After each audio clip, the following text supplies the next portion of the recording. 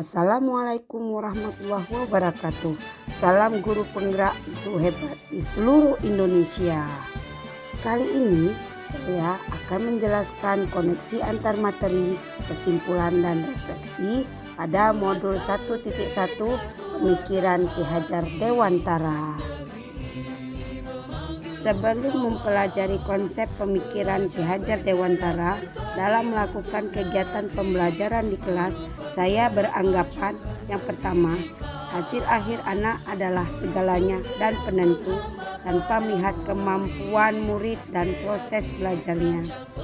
Yang kedua, anak yang mendapat nilai tertinggi adalah anak yang pintar dan rajin, sedangkan anak yang mendapatkan nilai yang rendah adalah anak yang lemah dan malas.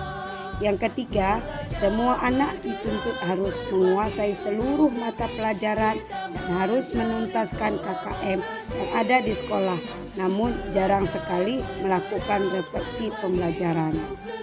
Yang keempat, memberikan ancaman dan hukuman adalah cara yang efektif untuk mendisiplinkan anak sehingga membuat mereka merasa tertekan. Namun setelah saya mempelajari konsep pemikiran Ki Hajar Dewantara dalam modul 1.1, maka saya sekarang yang pertama merubah pola pikir, yaitu pembelajaran berpusat pada murid. Murid adalah sebagai subjek dalam pembelajaran, sedangkan guru hanya sebagai fasilitator. Memahami karakteristik dan kemampuan murid. Pendidikan yang memerdekakan sehingga murid belajar tanpa ada rasa tekanan sesuai dengan karakteristik dan kemampuannya. Yang kedua, merubah perilaku, yaitu mengutamakan pembelajaran akhlak, adab, dan budi pekerti sehingga dapat menuntun murid pada kebahagiaan yang hakiki. Menyajikan kegiatan pembelajaran secara menarik dan menyenangkan sehingga anak tidak bosan. Lebih cermat melihat karakteristik dan bakat murid sehingga dapat menuntun mereka sesuai kodrat alam dan kodrat zaman. Dari semua pernyataan di atas, maka dapat saya tarik kesimpulan yang pertama, saya menyadari bahwa sebagai pendidik kita tidak bisa memaksakan kehendak kepada murid untuk mengikuti segala kemauan kita. Kita hanya bisa menuntunnya sesuai kodrat yang ada pada dirinya. Yang kedua, memberikan berbagai materi kepada murid tanpa memperhatikan kemauan, bakat, minat dan karakteristik yang ada padanya akan membuat mereka tertekan dan kurang percaya diri.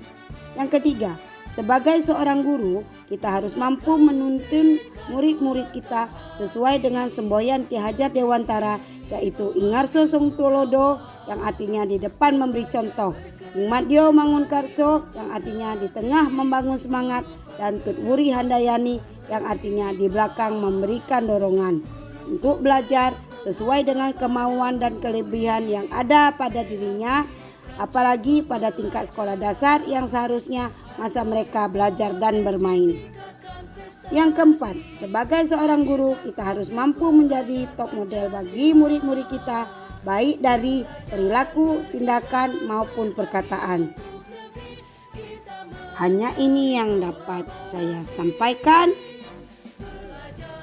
Saya ucapkan terima kasih. Salam dan bahagia Bapak dan Ibu guru hebat. Assalamualaikum warahmatullahi wabarakatuh.